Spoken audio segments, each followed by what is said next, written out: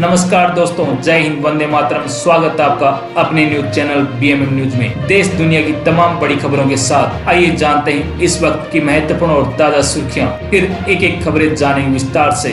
तो बढ़ते हैं सुर्खियों की ओर। इसी बीच बड़ी खबर निकल कर आ चुकी है। ईरान यूएस युद्ध के बीच यूएई का बड़ा दाव। स्टेट ऑफ हॉर्मुज को ठेंगा दिखाकर समुद्र के रास्ते भेजेगा तेल। जानिए क्या है अरब देश का सीक्रेट प्लान। ईरान, इजराइल और अमेरिका के बीच बढ़ते तनाव ने पूरी दुनिया की चिंता बढ़ा दी है। खासकर तेल सप्लाई को लेकर खाड़ी देशों में हलचल तेज हो गई है। इसी बीच संयुक्त अरब अमीरात ने एक बड़ा और रणनीतिक कदम उठाया है। यूएई अब ऐसा तेल पाइपलाइन नेटवर्क तैयार कर रहा है जिससे वह हॉर्मुज जलडमरू मध्य पर निर्भर हुए बिना सीधे समुद्र के रास्ते दुनिया को तेल भेज सकेगा। यूएई के इस फैसले को क्षेत्रीय तनाव और संभावित तेल संकट से बचने की तैयारी माना जा रहा है कि आने वाले समय में यह प्रोजेक्ट पूरी दुनिया की ऊर्जा सप्लाई पर बड़ा असर डाल सकता है। यूएई ने अपने बड़े तेल प्रोजेक्ट वेस्ट ईस्ट पाइपलाइन के निर्माण को तेजी से पूरा करने का फैसला लिया है। अबू धाबी के क्राउन प्रिंस खालिद बिन मोहम्मद ने इस प्रोजेक्ट को फास्ट ट्रैक करने के निर्देश दिए हैं। ये पाइपलाइन यूएई की तेल निर्यात क्षमता को दोगुना कर देगी। सबसे बड़ी बात यह है कि इसके जरिए तेल सीधे बंदरगाह तक पहुंचेगा, जहां से जहाज़ों के जरिए दुनिया के दूसरे देशों को सप्लाई की जाएगी। हॉर्मुज जलडमरू मध्य दुनिया के सबसे महत्वपूर्ण तेल मार्गों में से एक मानी जाती है। दुनिया की लगभग 20% तेल सप्लाई इसी संकरे समुद्री रास्ते से गुजरती है। लेकिन ईरान और अमेरिका, इजराइल के बीच बढ़ते संघर्ष के कारण इस इलाके में तनाव बेहद बढ़ गया है। रिपोर्ट्स के मुताबिक ईरान की प्रतिक्रिया के बाद यहाँ जहाज़ों की आवाजाही प्रभावित हुई है। यही वजह है कि कई खाड़ी देश अब वैकल्पिक रास्ते तलाश रहे हैं। यूएई के पास पहले से Abu Dhabi crude oil pipeline मौजूद है, जिसे फुजरेहा पाइपलाइन भी कहा जाता है। ये रोजाना करीब 18 लाख बैरल तेल सीधे फुजरेहा तक पहुंचा सकती है। अब नई वेस्ट ईस्ट पाइपलाइन बनने के बाद यूएई बिना हॉर्मुज जलडमरू मध्य पर निर्भर हुए और ज़्यादा मात्रा में तेल निर्यात कर सकेगा। यूएई और सऊदी अरब ऐसे गिने चुने खाड़ी देश हैं जिनके पास हॉर्मुज से बाहर तेल भेजने की सुविधा है। वहीं कुवैत, ईरान, कतर और बहरीन जैसे देश अब भी काफ़ी हद तक इसी समुद्री रास्ते पर निर्भर हैं। चलिए बढ़ते हैं अगली बड़ी खबर की ओर। मोदी का आज स्वीडन दौरा, जहां ट्रेड, एआई और रक्षा को लेकर हो सकती है कई डील। पीएम नरेंद्र मोदी का 2 दिवसीय दौरा भारत स्वीडन के रिश्तों को नई ऊंचाइयों तक ले जाने के लिए शुरू होगा। उनका ये दौरा ऐसे वक्त में हो रहा है जब भारत यूरोप के बीच तकनीकी, रणनीतिक और आर्थिक साझेदारी तेजी के साथ मजबूत हो रही है।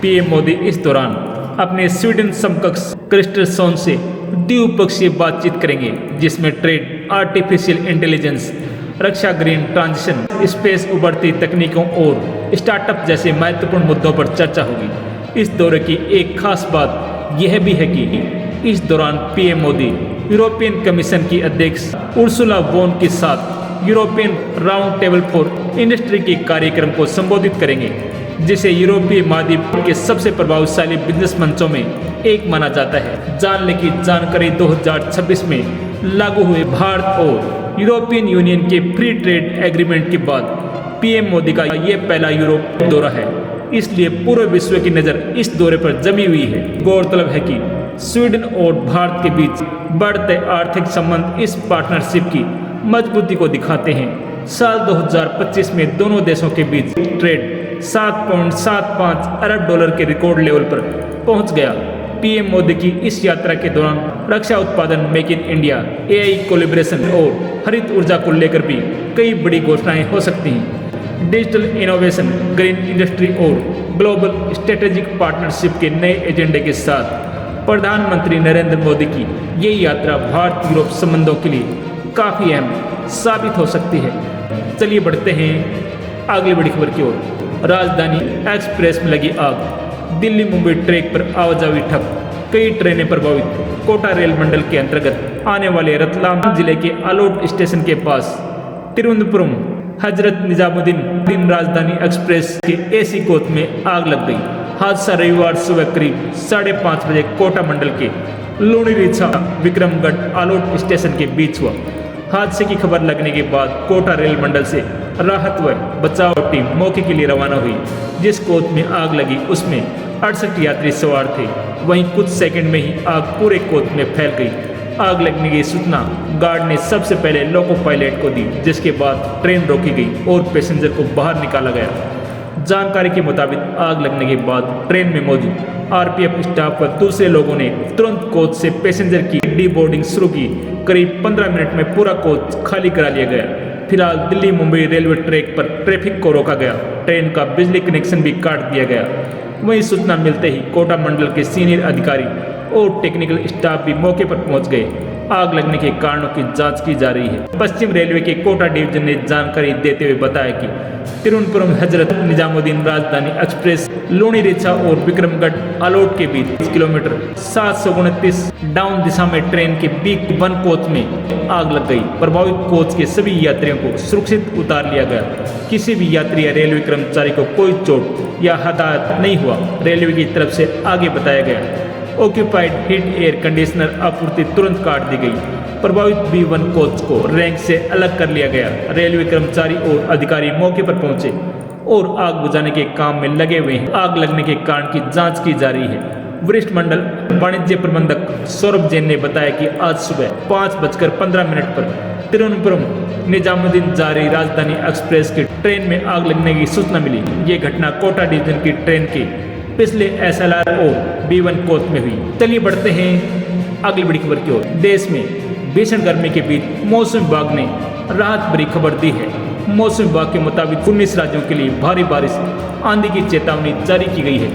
वहीं इस दौरान 70 से 80 किलोमीटर प्रति घंटे की रफ्तार से आंधी चलने की प्रबल संभावना है। इतना ही नहीं, पूर्वी राज्यों में बिजली और वज्रपात कहर बरपा सकती है। वहीं पहाड़ी राज्यों के लिए खास चेतावनी जारी की गई है। मध्य उत्तर प्रदेश और आसपास के क्षेत्रों में निचले सौमंडल में एक चक्रवाती परिसंचरण स्थित है। इसके अलावा एक ऊपरी वायु चक्रवाती परिसंचरण दक्षिणी राजस्थान और आसपास के क्षेत्रों के ऊपरी निचले सौमंडलीय स्तरों में स्थित है। देश के बाकी राज्यों में मौसम विभाग के अलर्ट के मुताबिक झारखंड, छत्तीसगढ़, मध्य प्रदेश, पंजाब, उत्तराखंड, जम्मू कश्मीर, लद्दाख, अंडमान निकोबार द्वीप समूह, सिक्किम, पश्चिम बंगाल, उड़ीसा, असम, मेघालय, त्रिपुरा, नागालैंड, तमिलनाडु, कर्नाटक और केरल में मध्यम से लेकर भारी बारिश और आंधी की चेतावनी है। इस दौरान 75 किलोमीटर प्रति घंटे रफ्तार से आंधी चलने की संभावना है। मौसम विभाग की भविष्यवाणी के मुताबिक दिल्ली में भीषण गर्मी और लू वाली खतरनाक हवा चलेगी। वहीं दिल्ली में अधिकतम तापमान 42 डिग्री सेल्सियस तो न्यूनतम तापमान 30 डिग्री सेल्सियस तक रहने की संभावना है। उत्तर प्रदेश में भीषण गर्मी और लू का अलर्ट नोएडा, मेरठ, मुरादाबाद, बलरामपुर, बस्ती, आजमगढ़, आगरा, बदायूं, प्रतापगढ़, मथुरा, अमेठी, कानपुर, जौनपुर, मिर्जापुर, वाराणसी भीषण गर्मी पड़ेगी और दोपहर के समय जानलेवा लू की लहर चलेगी। बिहार में गया, जहानाबाद, औरंगाबाद, पश्चिमी चंपारण, पूर्वी चंपारण, भागलपुर, पूर्णिया, मुंगेर, रोहतास, कैमूर, गया, दरभंगा, मधुबनी, भागलपुर, कटिहार, खगड़िया और बेगूसराय में भारी बारिश और आंधी की चेतावनी जारी की गई है।